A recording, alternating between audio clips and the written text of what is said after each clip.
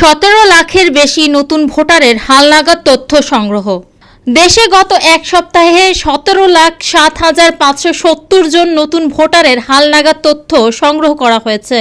সারা দেশে তথ্য সংগ্রহকারীরা বাড়ি বাড়ি যাচ্ছেন।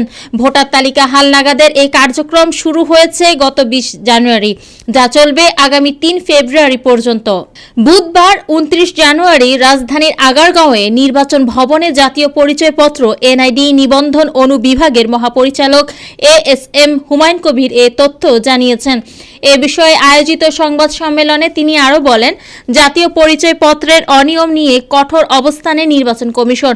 অনিয়ম করলে কোনো কর্মকর্তাকে ছাড় দেওয়া হবে না।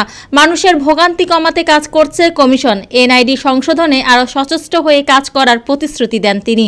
ইসির তথ্য অনুযায়ী 2008 সালে 1 জানুয়ারি বা তার আগে জন্ম নেওয়া নাগরিক কোনো কারণে বাদ পড়লে নির্ভুল তথ্য ও কাগজপত্র দিয়ে ভোটার হতে হবে।